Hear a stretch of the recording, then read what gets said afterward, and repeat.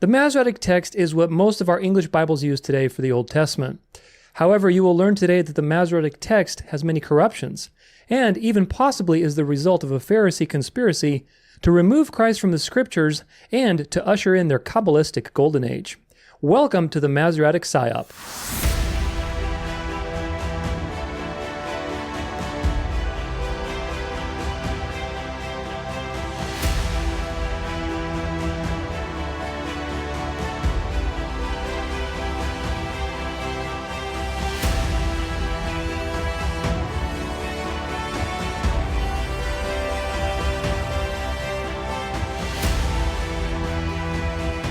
Welcome everybody. Welcome to the show. This is the Dance of Life podcast, and I'm your host, as always, Tutor Alexander. Thanks so much for being with me today as we are going to go on a little journey. It won't be a little journey. It will actually be a very extensive journey, but it will be a fascinating journey through Scripture and through history to arrive at some very important truths about Bible translations and other related things. Today is a very important topic because a lot of people are deceived on this particular issue, and especially people who hold to KJV onlyism and these types of fundamentalist ideas. It's going to be a foundational topic for some future videos I plan on doing very soon after this on things like KJV onlyism, the sacred name controversy, black and white Israelites, the serpent seed, and other similar videos. So if you are familiar with those topics, or if you've heard about them, if you're curious about them, if you want to know how they can be refuted, then stay tuned, because this will be one of the foundational pillars of those future episodes, because a lot of these movements use the KJV Bible. And of course, I'm not against the KJV, folks. That's something I want to say from the very beginning of this presentation. I'm not against the KJV. I use the KJV. I am against legalism and KJV onlyism because it's a deception, and I will prove that to you today and in the ensuing videos that I plan on making on exposing the KJV Psyop. But understanding the truth about the Masoretic text is very important. It's going to help arm you against many deceptions, and many of the deceptions that is listed are all associated to the Masoretic text one way or another because they're very much into the KJV. So there's a relationship there. You'll know what we're talking about as we go through this, and we cover things like the impact on the end times, and eschatology, and cosmology, and the age of the earth, and so on, as we look at the issues created by the Masoretic text. You'll understand what I mean when I say that understanding that Masoretic text is corrupt protects you from certain deceptions. You will understand what I mean as we go through this. Of course, the Masoretic text is what most of our English Bibles use today, thanks to the KJV. But the Masoretic text has many corruptions, folks, and I hope you will glean that from today. I hope today will be a very powerful resource for you to realize that there's no such thing as a perfect translation. There really isn't. And in the case of the Masoretic, it's not just scribal error, but there's also a deliberate, documented conspiracy to subvert Christ and ultimately to work Kabbalah magic. There are also very significant end times implications that a lot of Christians are falling into, like the 1,000-year millennial kingdom. Of course, if you haven't gotten the truth about that, I highly encourage you to watch my End Time series. Watch the Great Delusion series. I talk about this particular point there as well in the Great Delusion series, the 1,000-year kabbalistic golden age, which is really, it's from the Kabbalah, folks. People think that this is from, Christianity. Of course, some of the church fathers had a millennial view of some kind, but they didn't believe in a third temple that the Jews need to rebuild. They didn't believe that the Jews need to go to the promised land and all this kind of stuff. This is all Jesuit inventions. And of course, the mystery religion has been around since the beginning of time. So it's no surprise that all these things intersect, like the Kabbalah, like the Jesuits, like all the nefarious actors of history that you're probably already familiar with if you've seen my videos. But either way, most Christians don't realize these things. That's why this is very important. So today will be very detailed. It'll be very thorough. It'll be very edifying, hopefully, to you. We have a lot to go through, so please use the timestamps if you need to watch this in breaks. I'm going to post this in separate videos on my website only. I just don't want to deal with having to separate them on YouTube with all the different comments and stuff. So I'm going to try and just put them on my website only. Separate videos. The original full-length video will be on YouTube and other places, as well as the website. And I'll also post the references for this on the resources page on my website. So you go to resources and you'll see a little thing for references there for everything I've produced that has references. Not everything I've cited my references for. Bad teacher, I know, bad researcher, but ultimately I do post most of this stuff there, like for major series, for big videos and stuff. So I'm trying to make a habit of doing that. But anyway, the references are there in the research, in the resources, research reference resources. Trying to get all my words right. So make sure you check that out if you want to reference these on your own. Today, our goal was going to be a couple of things, a couple of major goals with this presentation. It's going to be, number one, to show you that the Masoretic text is not the preferred text when you're looking at the Old Testament. And there's a lot of proof for that.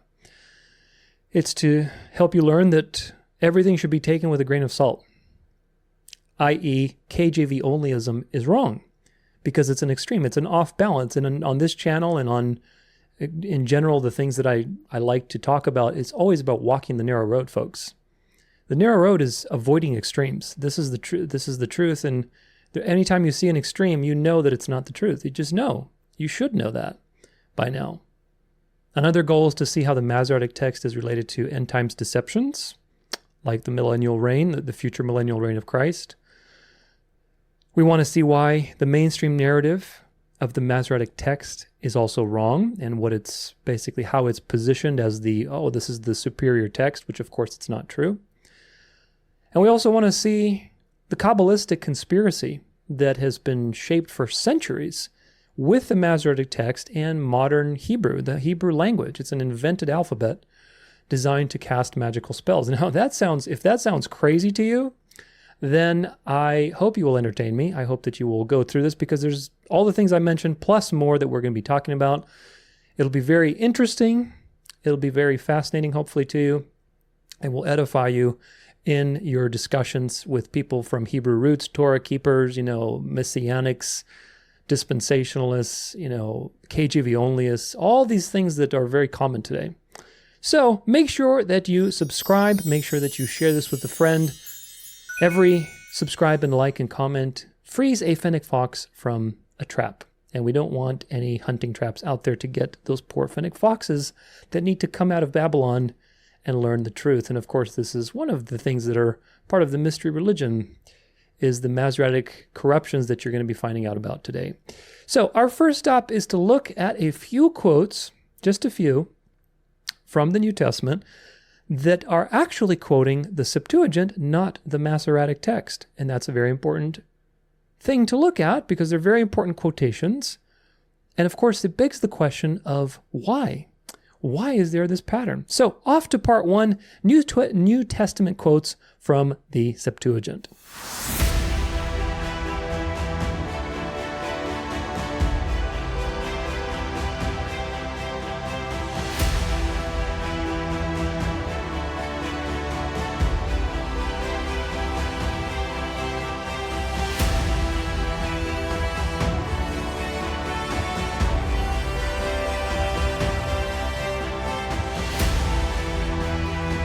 All right, well, welcome to part one. Let's get this show on the road.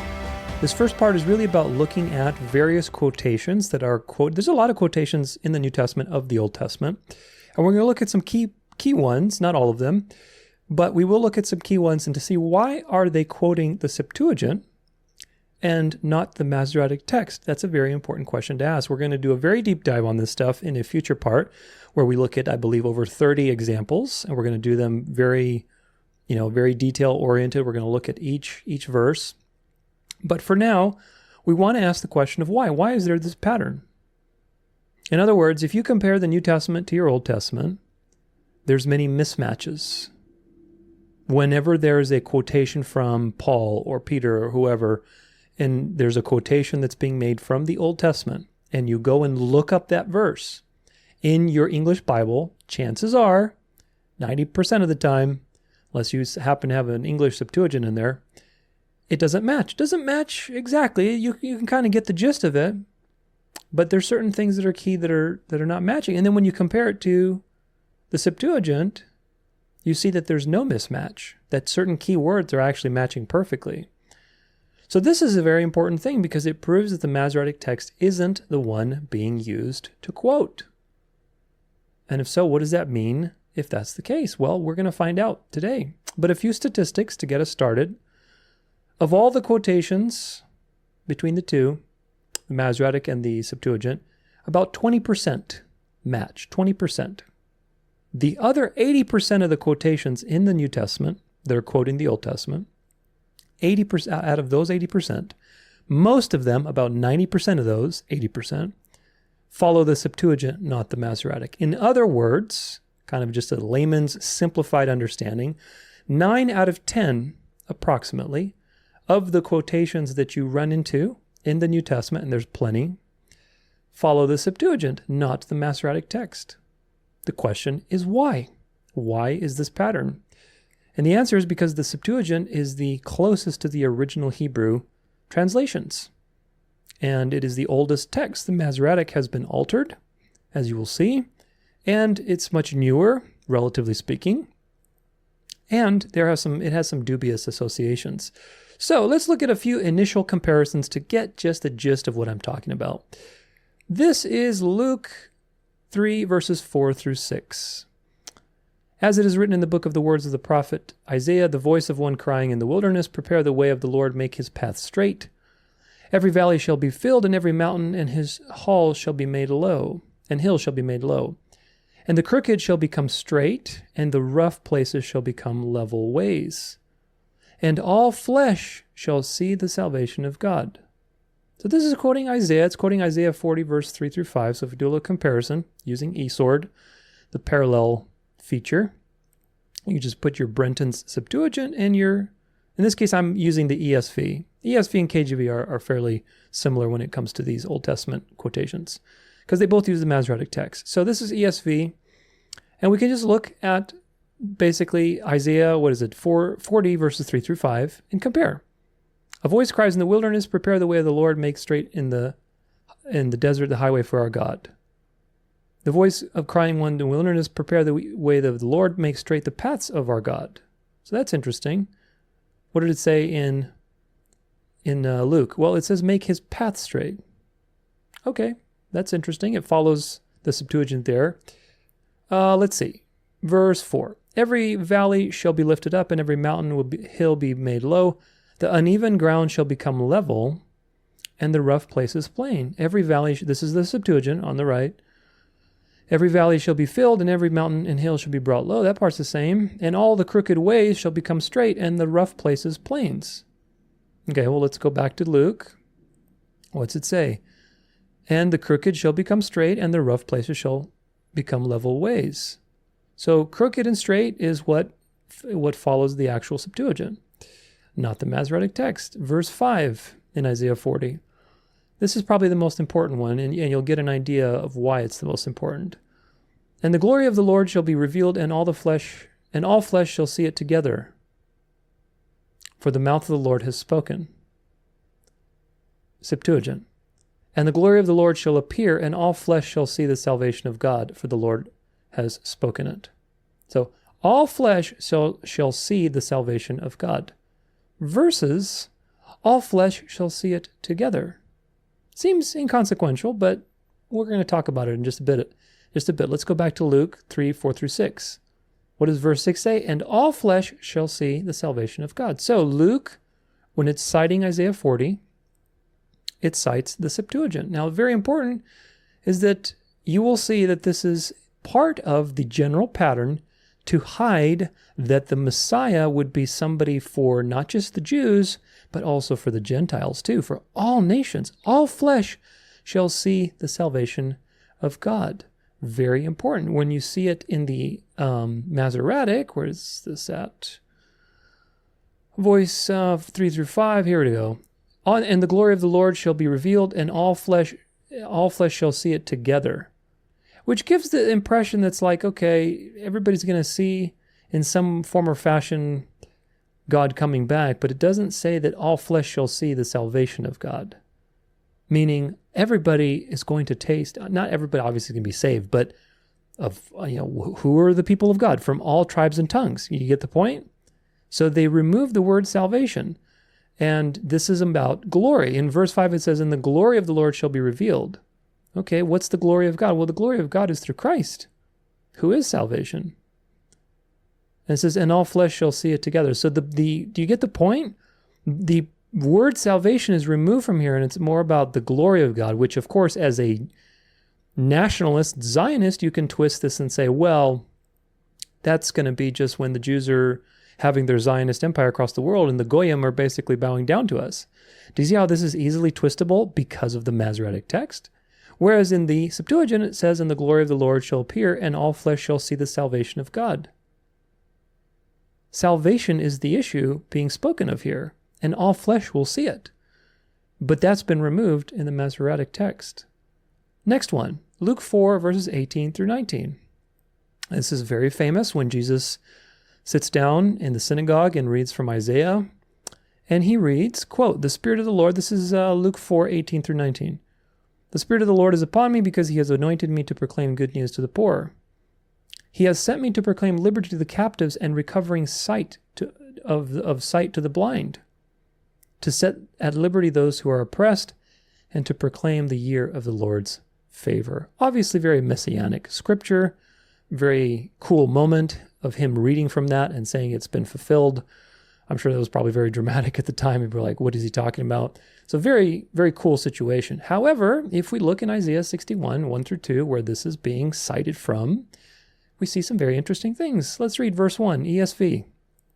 "The Spirit of the Lord God is upon me because the Lord has anointed me to bring good news to the poor. He has sent me to bind up the brokenhearted, to proclaim liberty to the captives, and the opening of the prison to those who are bound." Doesn't sound like what Jesus read, does it? Let's read the Septuagint. Verse 1, "The Spirit of the Lord is upon me because he has anointed me." Oh, there we go. That's interesting. "He has sent me to do what? To preach glad tidings to the poor, to heal the broken heart, to proclaim liberty to the captives, and and recovery of sight to the blind." Now, why did they remove recovery of sight to the blind? That is the question. And the obvious answer is that identifies Jesus specifically as the Messiah because those were some of the very famous miracles that were written down about him, is that he recovered sight to the blind. Verse 2, this is now back at the ESV. "To proclaim the year of the Lord's favor and the day of vengeance of our God, to comfort all who mourn." Verse 2 in the Septuagint, "To declare the acceptable year of the Lord and the day of recompense, to comfort all that mourn." Let's go back to Luke 4, verse 18. "To proclaim the year of the Lord's favor." So it doesn't continue beyond that, but the point is recovery of sight to the blind is what was taken out. Because recovery of sight to the blind identifies Jesus as the Messiah. If you take that out, you could say, well, you could really twist these words and apply it to other people. Do you understand? That's the point. You could say, well, it's just a political Messiah, because the Jews have the Ben Joseph and the Ben David Messiah. And, without recovery of sight to the blind, then you can basically allegorize it to fit practically anybody. But of course, this is about Jesus, and we know that. Hebrews 10, verse 5. "Consequently, when Christ came into the world, he said, quote, 'Sacrifices and offerings you have not desired, but a body have you prepared for me.'" Very interesting. Now, Hebrews here is quoting from the Psalms, quoting from Psalm 40, verse 6. So let's take a look and see. This is the ESV. "In sacrifice and offering you have not delighted, but you have given me an open ear. Burnt offering and sin offering you have not required." That's interesting. Verse 6 in the Septuagint. "Sacrifice and offering thou wouldest not." I mean, this is Old English, so it's a little bit different, but still, you'll get the understanding. "Sacrifice and offering thou wouldest not, but a body hast thou prepared for me. Whole burnt offering and sacrifice for sin thou didst not require." Now, why is this very significant? Because obviously, David was a prophet. Even the Jews agree with that. And the Psalms, there's many messianic Psalms. There's many hints of the Messiah in the Psalms. And Psalm 40, verse 6, which Hebrews, the letter to the Hebrews, is quoting to justify the incarnation, to justify Christ as the propitiation, to justify Christ as the Messiah, has been tampered with in the Masoretic text. Because the Masoretic text says, "You have given me an open ear." It doesn't say that. It says, "You've prepared a body for me." What is that? Who could that possibly be talking about? If you don't delight if the blood of bulls and goats can't take away sins, but you've prepared a body for me, who have you prepared? You've prepared the Christ. And the author to the letter of Hebrews is quoting this exact psalm to tell you, look, this is what the Old Testament's been, well, of course, at the time for them it wasn't the Old Testament, but look, this is what the scriptures have been testifying to, guys. The incarnation since the beginning. Do you get the point? And that was taken out to hide the incarnation. So far we have hiding salvation for everybody as a universal thing that's applicable to not just the Jews, but also the Gentiles. Hiding Christ's miracles, hiding Christ's incarnation. Let's take a look at some other ones. Galatians 3 verse 13. Christ redeemed us from the curse of the law by becoming a curse for us, for it is written, cursed is everyone who is hanged on a tree. As Paul is quoting Deuteronomy 21 verse 23, which of course, if we go there, it says, this is the ESV, which uses the Masoretic. His body shall not remain all night on the tree, but you shall bury him the same day, for a hanged man is cursed by God. You shall not defile your land that the Lord your God is giving you for an inheritance. Okay, what does the Septuagint say? His body shall not remain all night upon the tree, but ye shall by all means bury it in that day, for everyone that is hanged on a tree is cursed of God. Does Paul quote the Septuagint, or does Paul quote the Masoretic text? The answer is he quotes the Septuagint, because the Septuagint makes a very clear distinction. It says, everyone that is hanged on a tree is cursed of God. So there's a relationship to Christ's death there that's very specific, which of course follows the pattern of the other alterations we've seen in the Masoretic text, that if you go back to the ESVs here, what does it say? For a hanged man is cursed by God. Now, this could mean anybody that's hanged. You could hang somebody from a rope at, a boulder or whatever else. It's not talking about a specific kind of death. Whereas this, in the Septuagint, it talks about, obviously, it's painting a picture of the future crucifixion, which is what Paul is citing in favor of the fulfillment of the scriptures through Jesus Christ and through the atonement. So, hiding the method of Christ's death. Very interesting. Here's another very interesting one. Psalm 22, verse 20, I have a whole episode on Psalm 22 that I want to do, very deep dive, which we're going to get into. But like I said, I wanted to create this one first, so it's a foundation for all these other ones, because they all dip into the Old Testament, and we have to understand these very important things. But Psalm 22, verse 20, gosh, this is a very good one. Deliver my soul, this is the ESV, deliver my soul from the sword, my precious life from the power of the dog. Okay, now Psalm 22, even if you read it in the Masoretic text, they would have to erase the entire psalm, because the psalm is full of proofs of Jesus' divinity and that Jesus is the Messiah. So that's why I want to do a deep dive on that. But nevertheless, there's more to the story, folks. Verse 20 in the Septuagint, deliver my soul from the sword, my only begotten one, from the power of the dog. Now that's really interesting. Who is David talking about? Deliver my soul from the sword, my only begotten one, from the power of the dog? That's fascinating. And of course, only begotten in John 3:16, for God so loved the world that he gave his only son, that whoever believes in him should not perish but have eternal life. Now, if you look in the KJV here, in the ESV, let me see, does KJV do it? Yeah, you see KJV uses, this is a better translation choice that the KJV does than the ESV, where you have only begotten as opposed to only son. The word there is monogenes, right? Let's see. Only begotten, yeah. Don't move. Where are you? Here we go. Monogenes. Monogenes is a very unique word. It's only designated, in a sense, appointed. The Christ is the only appointed vessel for God to enter the world and be worshipped as God. Only begotten. So monogenes is a very interesting word. I talk about it in my Trinity series, but the KJV does a good job translating that to only begotten, whereas the ESV says only son. Now, if we go back to, where is it at? Psalm 22, verse 20. I wonder if the polyglot has the broadsword and from the hand of the dog, you see. Oh, my only child. It does. Oh, it does. You see, this is a polyglot, ABP polyglot Bible, which basically, I think it follows the Septuagint, but it also has the Greek words that you can see what they are. Why did I look that up? Because in the Septuagint, it says, deliver my only begotten one from the dog, right? Well, that only begotten one is the same word, monogenes. You can see it here in the polyglot. Psalm 22, verse 20, only begotten, child, monogenes, because this is using the Septuagint, the Greek translation of the Hebrew Scriptures in 2nd century BC, which is the same word that John uses to refer to Jesus Christ in John 3:16. So that was taken out of Psalm 22, verse 20. I wonder why. Matthew 1, verse 23. Okay, here we go. All this took place to fulfill what the Lord had spoken by the prophet Isaiah. Behold, the virgin shall conceive and bear a son, and they shall call his name Emmanuel, which means God is with us. So, of course, this is quoting Isaiah 7, verse 14. Let's read it really quick, and we're going to do a parallel. And I believe that the ESV and KJV do a good job with this one. This is an example which again goes to show you, if they understood these things, why did they not have more of a thorough analysis when they translated the scriptures? This is the thing that I'm very intrigued by, which to me just proves that tradition never left the Protestant reformers, and this is why the Reformation was lost from the beginning. But anyway, we'll talk about that a little bit later. This is Isaiah 7, verse 14, talking about the virgin birth.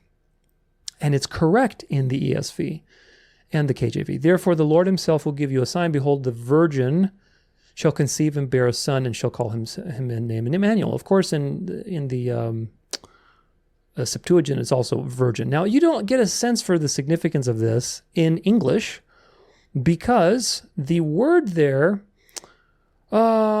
is not Alma. The word is Alma in the Masoretic text.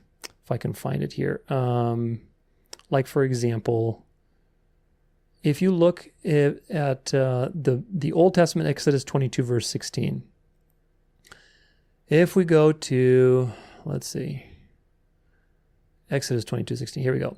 Laws about justice. And if a man entice a maid, this is the KJV with the Strong's numbers and original language. You see the word here is Bethula, if I'm pronouncing that right. It says feminine passive, a virgin, but really it's more of a bride. You know, it's a maid, a virgin. This is a word that is used to denote an actual virgin that is consecrated as a bride who hasn't, been with any men. That's the word. The word is Bethula, and it's used in Exodus 22:16. However, the word that is in the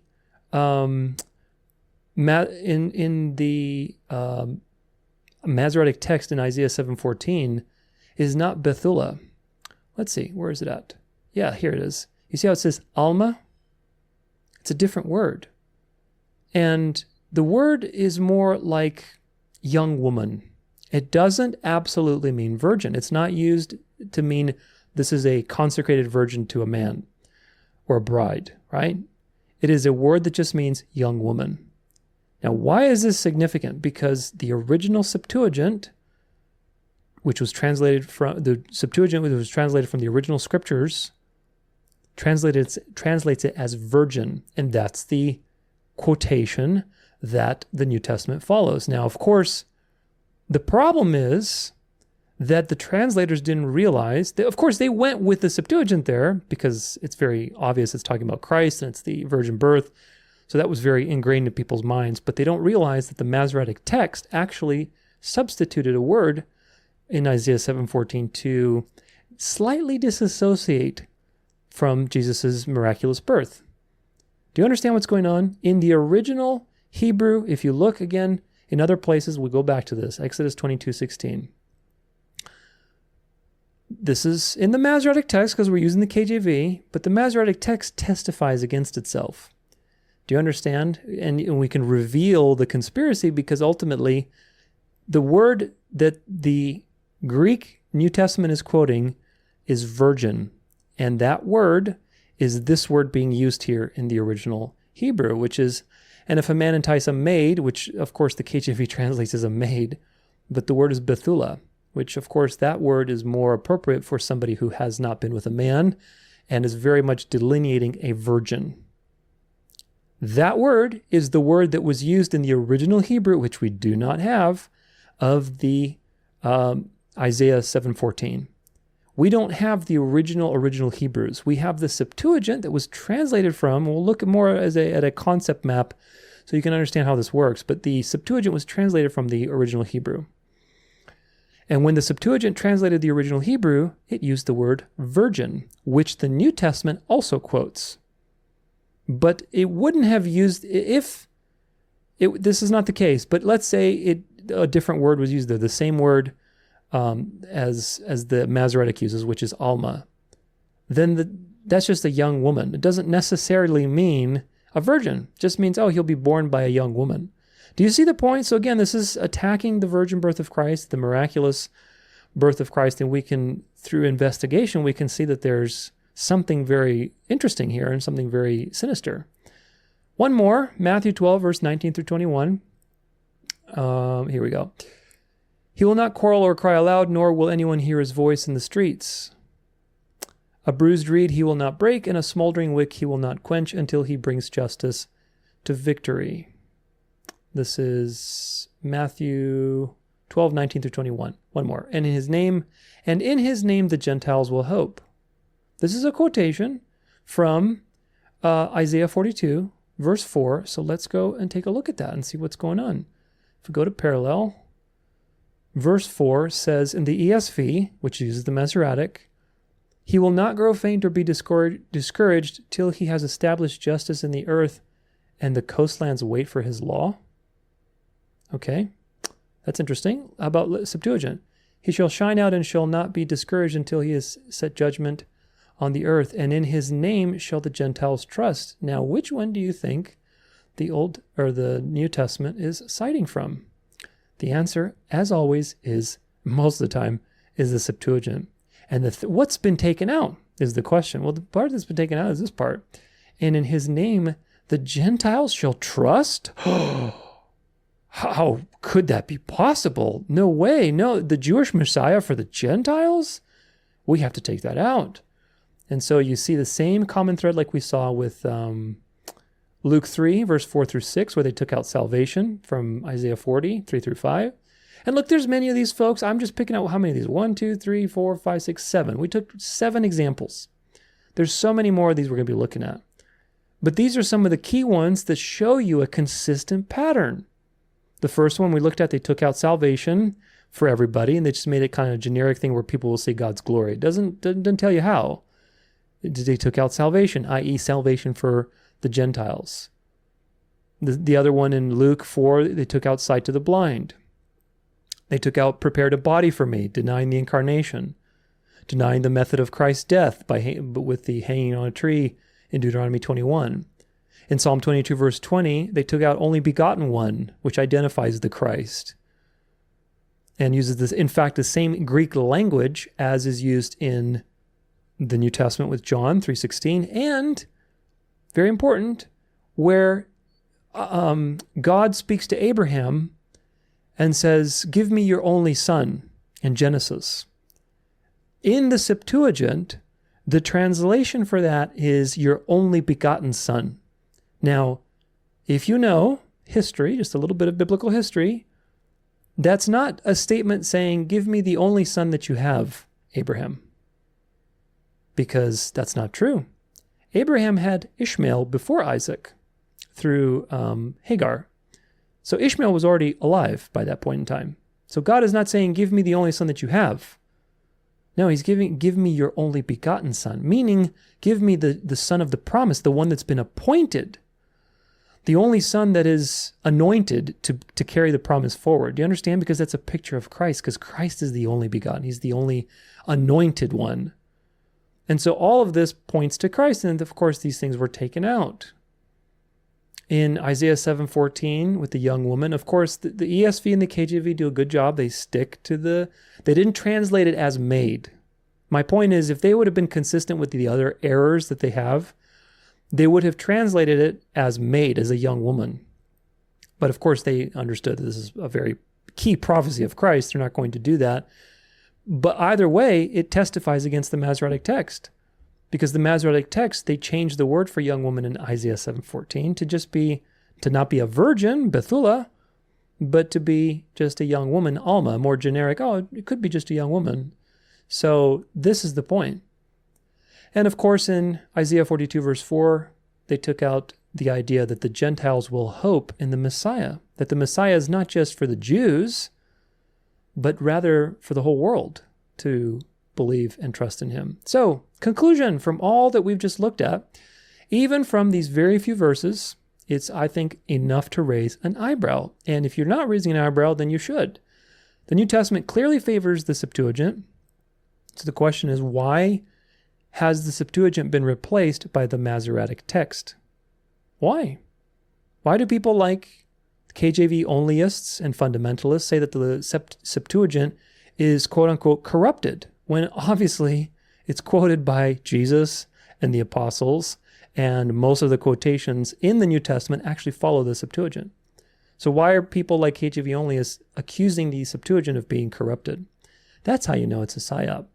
But more on that in a future video. Anyway, why are there subtle or even direct attacks on Christ's ministry, on Christ's legitimacy, on Christ's messiahship?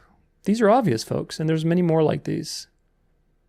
Why does the King James Version insist on something like the textus receptus, or the received text theory, when the Septuagint is a far superior and closer source to the original? And we're going to be breaking this down in the KJV only Psyop video that I plan on making as of the time of this video. So if you're from the future, make sure you go check it out. But nevertheless, they oversimplify this narrative, like there's the textus receptus and then there's the critical text. And it's like good versus evil. And of course, KJV has the textus receptus and they know all the truth, but it's much more complicated than that, folks. The creation of translations and how we got our modern translations today is a very nuanced process. And if you don't understand that process, you will be easily swayed by fundamentalists and their arguments that this is how it is, and it followed this pure line of transmission from the apostles and so on. It's really just no different than the traditions of the Catholic Church. Really, it sounds so crazy, but it really, if you look at these things in great detail, and we will, you see how people who are KJV onlyists are following in the same line of mindset as Catholics who insist on tradition and authoritarian interpretations. So these are some important questions to ask yourself. Hopefully you have already been asking yourself these questions as we get deeper into this conspiracy, because of course there's a lot more to talk about. History has some very interesting things to say. So onward to part 2, the Council of Jamnia.